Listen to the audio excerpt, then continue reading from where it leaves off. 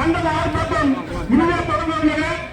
ஆங்காங்க உள்ள கழகத்தோழர்கள் கூட்டணி கட்சி நண்பர்கள் கேட்டுக்கொள்கிறோம்.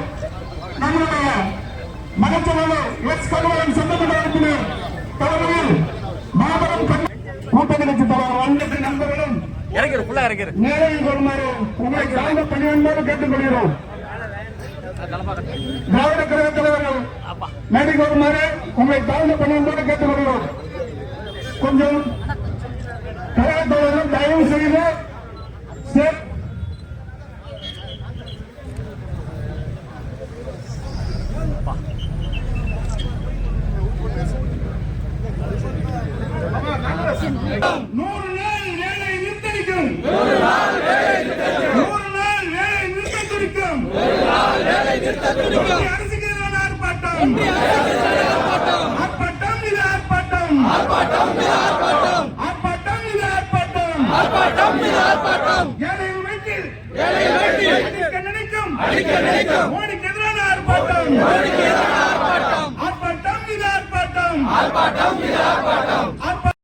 இந்த ஆர்ப்பாட்டத்தில் வந்து முக்கியமான இது என்னன்னா, ஒன்றிய அரசை எதிர்த்து தான் நம்ம இது பண்ணுறோம். ஒன்றிய அரசை எப்பொழுதும் நம்ம எதிர்ப்போம். ஏன்னா நம்ம எப்பொழுதும் பாசிசத்துக்கு அடிபணிய மாட்டோம்.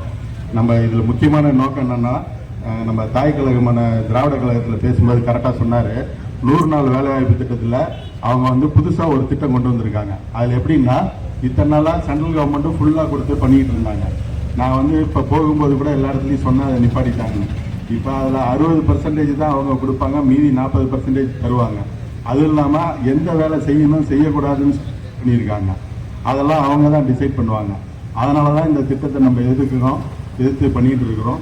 இந்த திட்டம் வெற்றி அடைகிறதுக்கு திருப்பியும், அதாவது இந்த எதிர்ப்பு வெற்றி அடைகிறதுக்கு நாம் திருப்பியும் நம்ம தளபதியை வந்து முதலமைச்சராக தேர்ந்தெடுத்தால் தான் இது நடக்கும்.